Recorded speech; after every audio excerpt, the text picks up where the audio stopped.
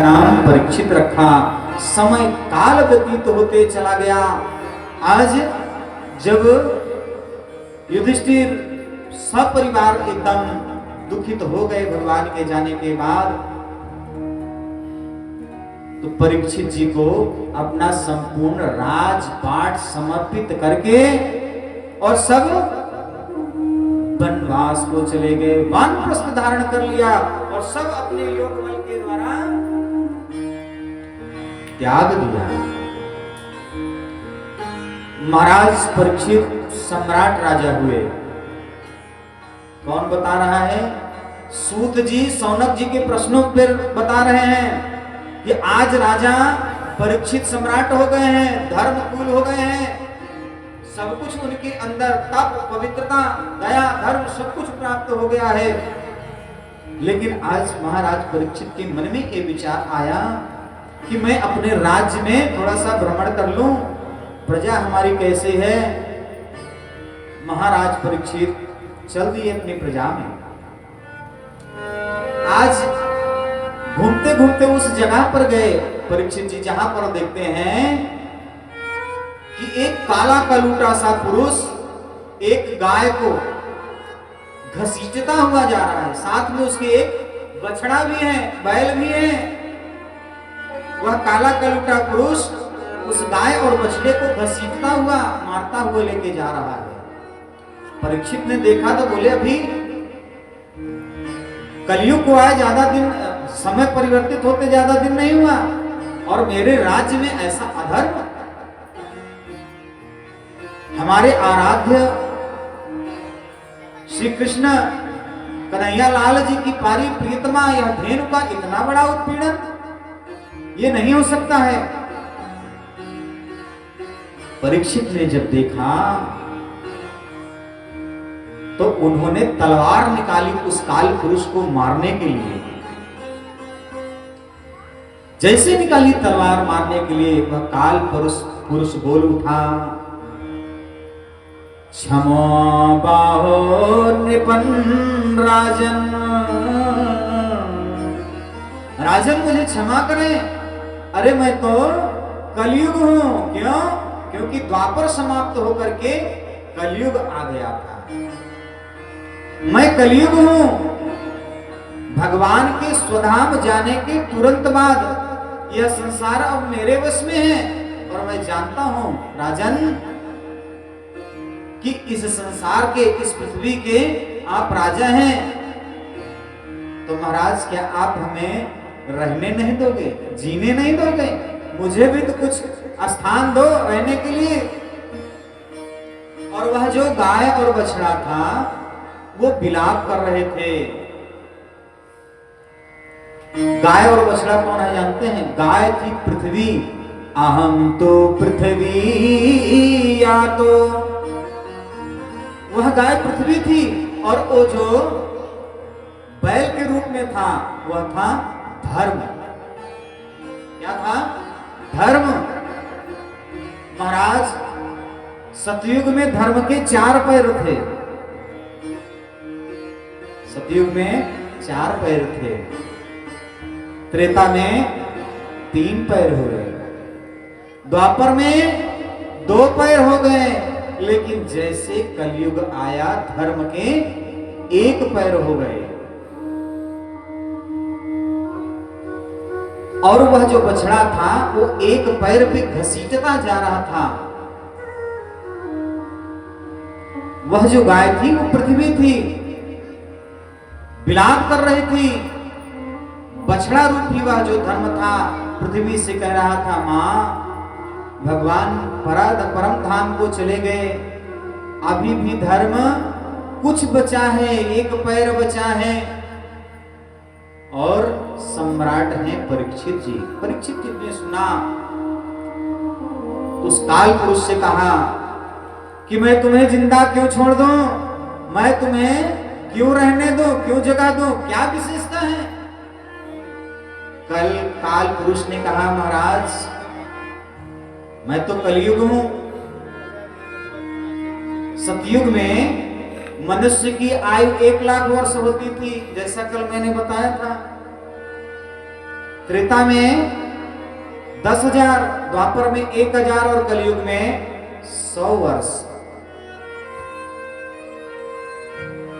महाराज इतनी तपस्या लोग करते थे तब भगवान को प्राप्त करते थे, लेकिन मेरे अंदर की एक विशेषता है कि धर्म बचा है। धर्म माने सत्य। और कहते हैं गोस्वामी तुलसीदास जी कि धर्म न दूसर सत्य समाहो, धर्म न दूसर सत्य समाना, धर्म न दूसर सत्य समाना, धर्म न दूसर सत्य समाना, आगम निगम पुराण बताना, आगम निगम पुराण बताना, श्री राम जय राम जय जय राम, श्री राम जय राम जय जय राम, जय जय राम जय जय राम। महाराज कलयुग में धर्म बचा है सत्य के रूप में। अब आप स्वयं विचार कीजिए कि अगर धर्म है, बोले और क्या कारण है, तुम्हारे अंदर और क्या गुण है? कलयुग कहता है महाराज, कलयुग केवल नाम आधारा, कलयुग केवल नाम आधारा, कलयुग केवल नाम आधारा, युग केवल नाम आधारा, कलयुग केवल नाम आधारा, युग केवल नाम आधारा, सुमेरा सुमेरा नर उतर भारा, सुमेरा नर उतर भारा,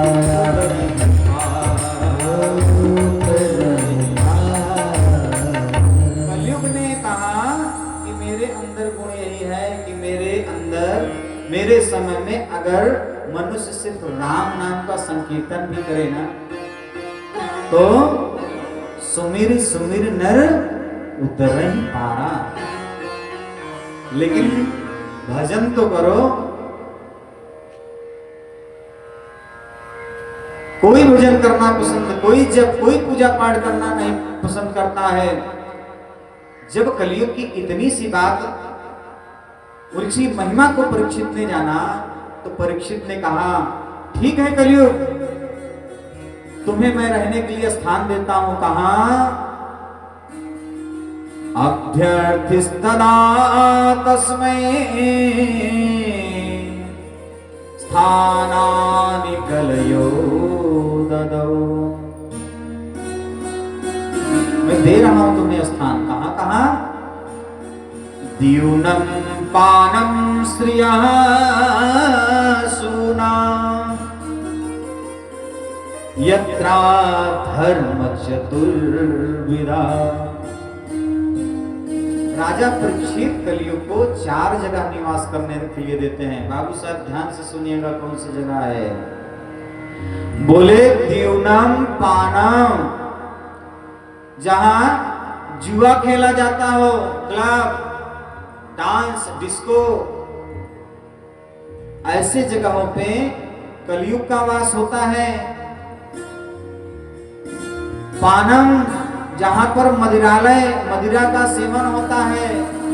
आजकल हम लोग अपने गांव की भाषा में कहते हैं ना, महाराज कलयुग सवार हो गया है एकरे ऊपर।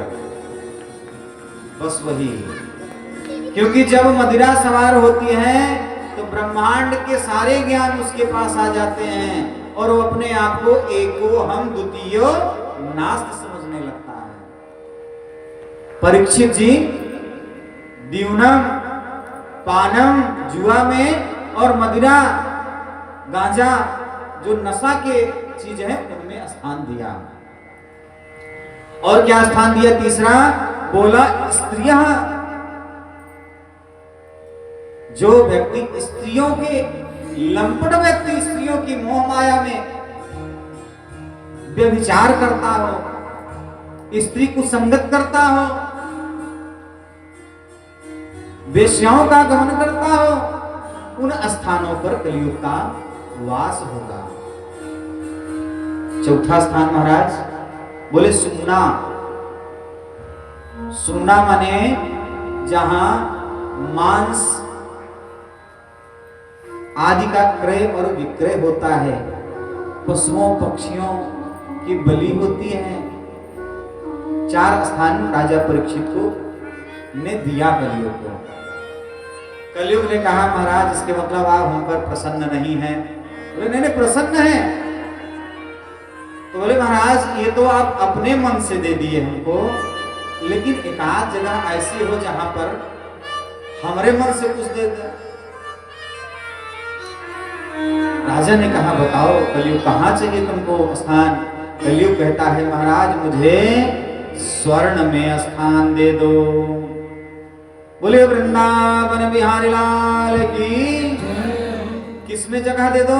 सोने में, स्वर्ण में, सोने में, सोने में।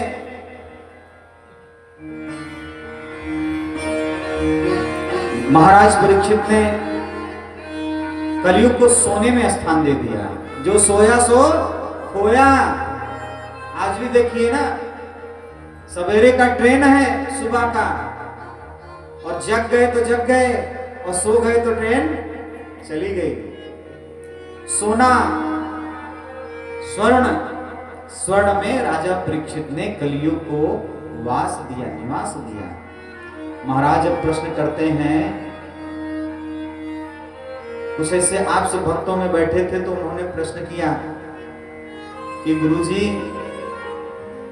अगर जब सोने में कलियुग का वास हुआ तो गीता के 10वें अध्याय के विभूत योग में भगवान स्वयं कहते हैं क्या कि धातु नाम कांचनोस्मि, वृक्षों में मैं पीपल में हूं, नदियों में मैं गंगा में हूं, समुद्र में हूं, जल के स्रोतों में समुद्र में हूं, गायों में मैं कामधेनु हूं, लेकिन धातु नाम कांचनोस्मि, धातुओं में मैं सोने में हूं।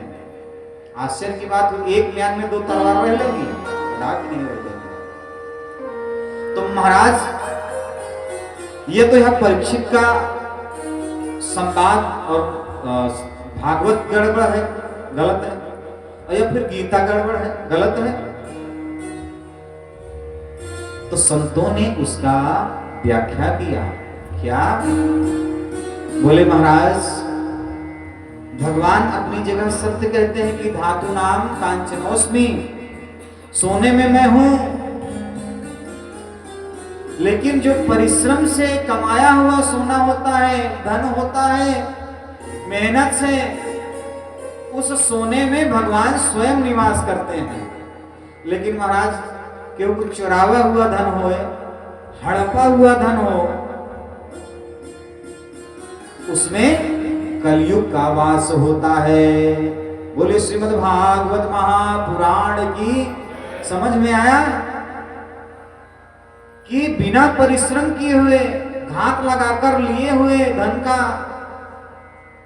कब्जा किया हुआ जमीन का, ऐसे जो स्वर्ण रूप धन है उसमें कलयुग का वास होता है। कभी कोई सुखी नहीं रहता है। आपने सुना होगा ना, कहा कि फलाने गांव पे गद्दी पे गए हैं, गद्दी पे ना, जब किसी को किसी गांव में जमीन जायदाद पूरी प्रॉपर्टी मिल जाती है तो अपना गांव छोड़ करके वो वहां जाता है और वो सूट नहीं करते हैं, फलित नहीं होता है, जीवन में परेशान रहता है।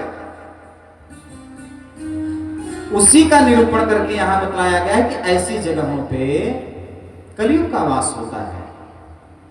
महाराज राजा परीक्षित जी तथास्तु कह दिए और तथास्तु करके कलयुग स्वर्ण में वास लिया। आज महाराज परीक्षित वन विहार करते हुए अपने घर पे आए, दरबार पे आए। दूसरे दिन निकलने लगे, अपने कोषागार गए। कोषागार में देखिए जाते रोज थे, लेकिन कलयुग का प्रभाव। कोषागार गए तो वहां उन्होंने एक सुंदर सा मुकुट सोने का देखा, स्वर्ण का, चमचमाता हुआ। परीक्षित जी ने मन में विचार किया कि आया तो मैं बहुत, लेकिन कभी इस मुकुट पे मेरा ध्यान नहीं गया। बड़ा सुंदर मुकुट है। वाह रे राजा परीक्षित। परीक्षित जी ने उस मुकुट को उठा करके और अपने सर पे धारण कर लिया। तभी से सर पे ही कलयुग सवार होता है, हाथ पांव में नहीं। कलयुग निवास कर गया। क्यों भैया? बोले वह जो सोने का मुकुट था ना, वो छीन कर लाया गया था। किसका था? आतताई जरासंध का था। इनके पितामह भीष्म लेकर के आए थे जरासंध का मुकुट, तो अधर्म का ही था ना। जिस मुकुट को राजा परीक्षित ने सर पे धारण किया, कलयुग वास कर गया और वन में आंख हेट के लिए चल दिए। जब वन में गए तो राजा परीक्षित भूख प्यास से व्याकुल हुए। घूमते घूमते आज समीक मुनि के आश्रम में पहुंच गए। समीक मुनि ध्यान मग्न थे, योग तपस्या कर रहे थे। राजा परीक्षित ने बार बार जल मांगा, लेकिन तपस्वी तो तपस्वी कब के? तब के। और आज के हमारे आपके बीच में जो तपस्वी रहते हैं, माला में हाथ डाल के जपते रहते हैं पूजा में, एक निगाह रहती है कि चाय न जल जाए, कौन आया, कुत्ता तो नहीं घुसाया। कहते हैं कि तपस्या मन से करना चाहिए। आज समीक मुनि तपस्या कर रहे हैं। राजा ने बार बार जल की याचना की, लेकिन समीक मुनि ने ध्यान नहीं दिया। राजा को बहुत क्रोध आया और मन में बड़बड़ाते हुए जैसे थोड़ी दूर आगे पहुंचे तो देखते क्या है, एक काला सा सर्प मरा हुआ पड़ा हुआ है। राजा ने अपने तरकस से बाण निकाला और उस बाण से सर्प को उठा करके ले आकर के ऋषि समीक के गले में डाल दिया। डाल करके राजा अपने राज्य को चले गए। इधर ऋषि समीक के पुत्र श्रृंगी जी नदी में स्नान करने के लिए गए थे अपने गुरु भाइयों के साथ में। कोई बालक दौड़ता दौड़ता पहुंचा और श्रृंगी से पूछा, बताया, बोला भैया आपके पिताजी गुरुदेव भगवान के गले में राजा परीक्षित आए हुए थे, उन्होंने मरा हुआ सांप गले में डाल दिया। श्रृंगी ऋषि दौड़ते दौड़ते आए, अपने पिताजी के गले में मरा हुआ सर्प देखे तो रोने लगे। उनकी रुदन की आवाज को सुन करके समीक ऋषि ने अपना ध्यान खोला और पुत्र को, अच्छा इसके पहले जब वह बालक जाकर के श्रृंगी को बताया कि तुम्हारे पिता के गले में राजा ने मरा हुआ सर्प डाल दिया है, तो श्रृंगी क्रोध में आकर के अपने तप के बल से जल को हाथ में लेकर के और मंत्रों को पढ़ते हुए उसने आवेश में आकर के श्राप दिया, रे राजन, तूने जिस मरे हुए सर्प को मेरे पिता के गले में डाला है, जा मैं तुझे श्राप देता हूं कि आज के 7वें दिन तक्षक सर्प के डसने से तेरी मृत्यु हो जाएगी। श्राप देकर के ऋषि श्रृंगी दौड़ते दौड़ते अपने पिता समीक के पास पहुंचे, रुदन करने लगे। जब रुदन करते हुए रोते हुए ऋषि समीक ने देखा तो पूछा, तो श्रृंगी ने सारा हाल बता दिया। उस बालक ने बताया, ऋषि बालक ने बताया कि गुरुदेव भैया ने तो राजा को श्राप दे दिया है कि आज के 7वें दिन तक्षक सर्प के डसने से राजा परीक्षित की मृत्यु हो जाएगी। समीक ऋषि बहुत चिंतन करने लगे, बहुत दुखित हुए और अपने बालक से कहा, बालक तुमको ऐसा नहीं करना चाहिए, क्रोध में आकर के, आवेश में आकर के ऐसा कोई निर्णय नहीं लेना चाहिए। बालक जाकर के राजा परीक्षित को बता दो कि तुम्हें 7 दिन का श्राप लगा हुआ है, नहीं बताओगे तो बेचारे राजन को कुछ मालूम नहीं होगा। ऋषि बालक दौड़ता दौड़ता गया। राजा परीक्षित अपने कक्ष में विचार कर रहे थे। जब उन्होंने मुकुट को उतारा तो जब मुकुट नीचे उतरा तो राजा को याद आया कि आज मैंने बहुत बड़ा अपराध किया। हमने अपने बाप दादाओं की बनाई हुई विरासत संस्कार को रो दिया। मैंने इतना बड़ा अपराध किया, इसका प्रायश्चित, इसका दंड मुझे मिलना चाहिए, लेकिन मिलेगा कैसे? तब तक वह बालक दौड़ता दौड़ता आया, बोला, राजन राजन, आपने गुरुदेव के गले में जो सर्प डाला था, गुरुदेव का पुत्र सिंगी आपको श्राप दिया है कि आज के 7वें दिन आपका मृत्यु हो जाएगी। कैसे? तक्षक सर्प के डसने से। राजन बहुत मुस्कुराए, प्रसन्न हुए, कोई चेहरे पे शिकन नहीं आया कि मेरी मृत्यु होगी 7 दिन में। जब ऐसी दशा वह गोमुख नाम का ऋषि पुत्र देखा तो राजन से पूछता है, राजन आपके चेहरे पे मृत्यु के भय का कोई शिकन नहीं दिख रहा है? मृत्यु से आपको डर नहीं लगता है? राजा परीक्षित कहते हैं कि बालक, वह जो ऋषि का बालक था उसका मैं धन्यवाद करता हूं। क्यों करते हो भैया? बोले, संसार में ऐसा कोई नहीं है जिसको यह मालूम हो कि मैं कब मर जाऊंगा। मालूम है किसी को कि मैं कब मर जाऊंगा? किसी को नहीं मालूम मैं कब चला जाऊंगा, लेकिन मैं धन्य हूं। राजा परीक्षित कहते हैं, मैं धन्य हूं, प्रभु का कृपा पात्र हूं कि मुझे मेरा कन्फर्म हो गया है कि मैं आज से ठीक 7वें दिन मेरी मृत्यु होगी। और बालक जानते हो, जो आया है उसको जाना पड़ेगा। आया है सो जाएगा राजा रंग फकीर। बताते हैं कि बालक, अरे जिंदगी एक किराए का घर है। बता रहे हैं, एक ना एक दिन तो जाना पड़ेगा। अरे जिंदगी एक किराए का घर है, एक ना एक दिन बदलना पड़ेगा। जिंदगी एक किराए का घर है, एक ना एक दिन बदलना पड़ेगा।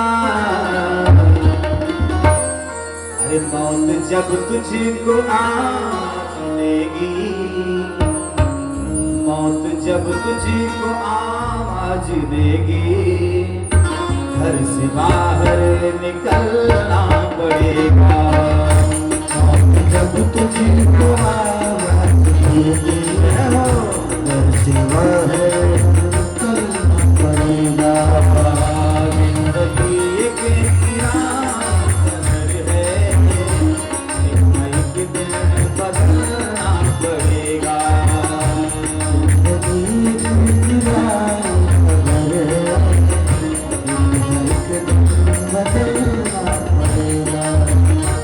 जिंदगी एक किराए का घर है,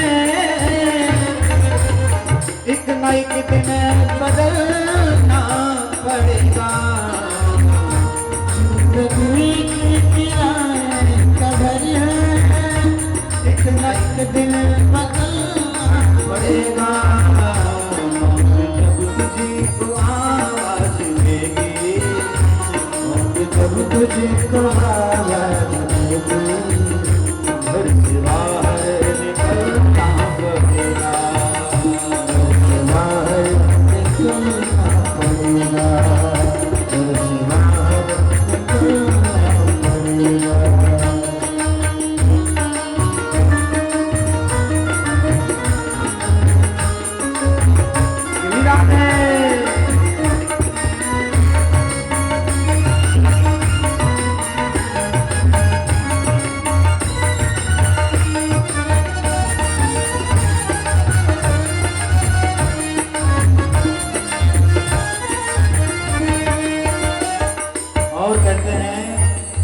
ढेर मिट्टी का हर आदमी है, बाद मरने के होना यही है। मिट्टी के ढेर सब है क्या? ढेर मिट्टी का हर आदमी है, बाद मरने के रोना यही है।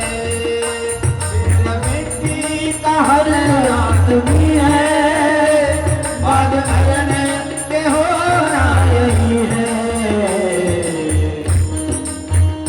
या जमीनों में तुर्बत बनेगी, या जमीनों में तुर्बत बनेगी।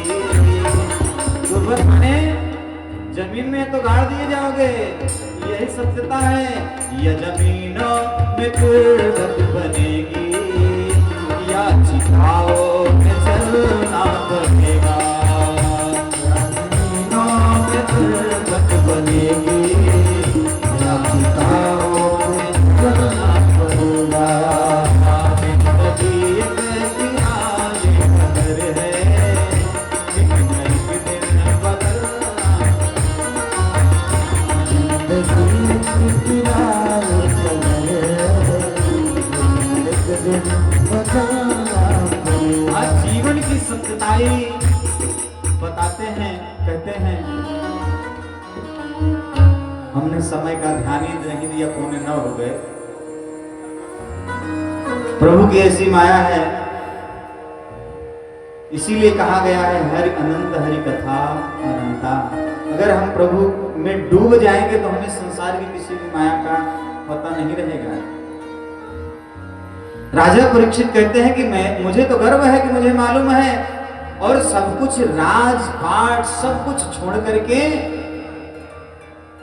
जन्मेजय अपने पुत्र को सारा राजपाट छोड़ करके आज राजा परीक्षित वन की ओर चले गए। गए कहां भैया? सुकताल, गंगा जी का तट है। सुकताल में पहुंच करके बट वृक्ष के नीचे बैठे हुए राजा परीक्षित मन में चिंतन कर रहे हैं कि जिसको ये मालूम हो जाए कि मैं कल जाने वाला हूं तो उस व्यक्ति को क्या करना चाहिए, मैं क्या करूंगा। धीरे धीरे बड़े लोगों के यहाँ अगर भैंस भी चोरी हो जाए तो मीडिया वाले बताने लगते हैं कि भैया फलाने के यहाँ भैंस चोरी हो गई। और एक गरीब व्यक्ति के यहाँ बहुत बड़ी घटना हो जाए तो पड़ोसी भी नहीं जान पाता है। आज राजा परीक्षित को श्राप लगा। राजा है, चक्रवर्ती सम्राट राजा है, पूरे संसार भर में फैल गया कि ऋषि कुमार ने परीक्षित को श्राप दिया है। जो जहां जैसे सुनता था परीक्षित को प्रोत्साहन करने के लिए, सांत्वना देने के लिए आता था। और कौन? तत्रा भगवद भगवान व्यास पुत्रो। आज जितने भी ऋषि मुनि साधु सन्यासी, नदियां, तीर्थ क्षेत्र सब धीरे धीरे राजा के पास इकट्ठा हो गई। जब राजा के पास इकट्ठा हुए तो राजा ने सबको प्रणाम किया। बोला मेरा सौभाग्य और कैसे होगा कि आज मरने से पहले विधाता ने मुझे आशीर्वाद दिया था कि तुम जहां मरोगे तो गंगा जी का तट, बट वृक्ष और साधु सन्यासी ऋषियों के बीच में, गुरुदेवों के बीच में मेरी मृत्यु होगी। लेकिन प्रभु मेरे मन में एक शंका है, कृपया करके मेरी शंका का समाधान करें। ऐसा चर्चा चल ही रहा था, तभी तत्रा भवत भगवान व्यास पुत्रो यच्छयागाममानन्नवो। साक्षात नारायण के स्वरूप में सुखदेव जी का आगमन हुआ। आपने ध्यान दिया होगा उस सुखदेव जी के ऊपर कृपा किसकी हुई थी? भगवान नारायण की। उन्होंने ही तो व्यास की पत्नी के गर्भ में सुखदेव जी को बताया था ना कि अब माया तुमको नहीं मिलेगी। नारायण ने सुखदेव जी का संरक्षण किया, उनको दर्शन दिया। आज परीक्षित को भी नारायण ने बचाया था। देखिए कैसा सौभाग्य कि आज परीक्षित जी के लिए स्वयं सुखदेव जी पधारे। सुखदेव जी कैसे हैं? बोले दिगंबरम वक्त्र विकीर्ण केशम। दिगंबर हैं, घुंघराले बाल हैं, और कैसे हैं? प्रलंब बाहो लंबे लंबे भुजाएं हैं, और कैसे हैं? कितने बड़े हैं? शास्त्रों ने से तो बताया दवी षष्ठी वर्ष। दवी माने दूना, और अष्टी माने 8, 8 दूना 16। हमारे सुखदेव जी की उम्र मात्र 16 वर्ष है, जिनको संसार की माया से कोई मतलब नहीं है। सिर्फ उनके मन में नारायण नारायण नारायण, उसके अलावा कुछ भी नहीं है। तेज इतना है, चमक इतना है कि जैसे वह सुखताल पहुंचे, परीक्षित के सामने पहुंचे, सारे ऋषि मुनि खड़े होकर के सुखदेव जी को प्रणाम किया, वंदन किया। हरि की कथा सुनाने वाले तुमको लाखों प्रणाम, मेरे जीवन को उतारने वाले तुमको लाखों प्रणाम। सभी ऋषि मुनि और परीक्षित जी मिल करके सुखदेव जी का पूजन करते हैं, वंदन करते हैं। सुखदेव जी आसन पर विराजित होते हैं, तो सबसे पहले राजा परीक्षित ने कहा कि हे गुरुदेव, आपका तेज करोड़ों सूर्य के समान है।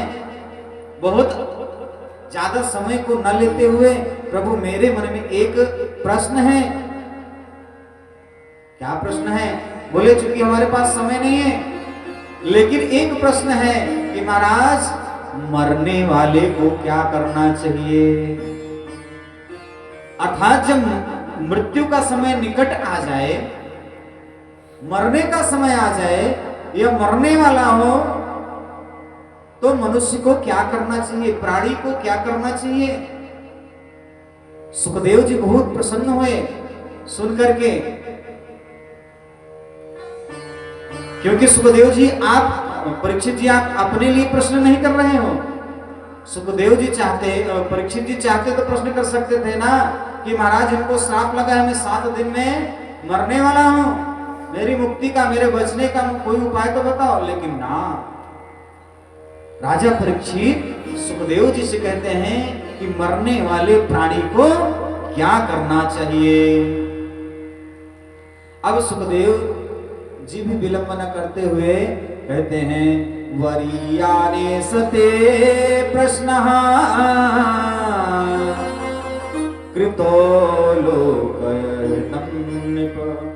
आपने लोक कल्याण की बात की है, अतः हे परीक्षित जी, मैं इस विषय में तुमको सुनाता हूं।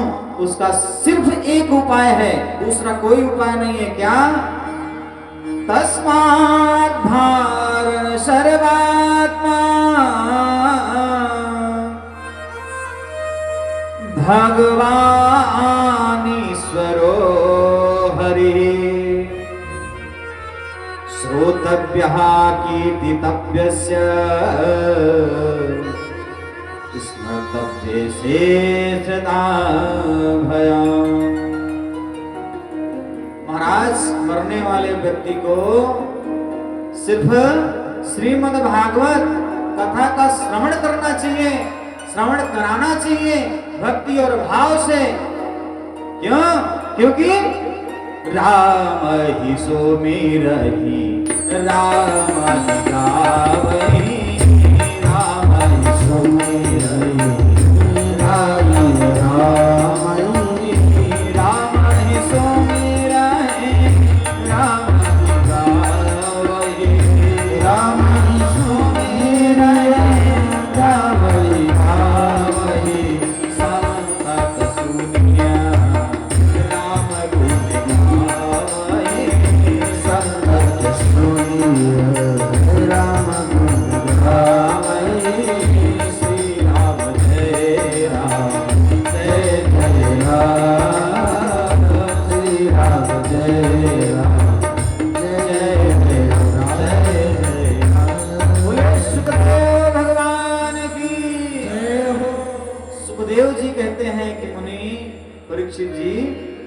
मैं विस्तार से आगे की कथा आपको बतलाता हूं। आइए आज द्वितीय दिवस का पुष्प भगवान को अर्पण करते हुए आरती हम सभी मिलकर के करते हैं। उसके पूर्व आइए 2 लाइन से राम नाम संकीर्तन। श्री कृष्ण गोविंद हरे मुरारे, हे नाथ नारायण वासुदेवा।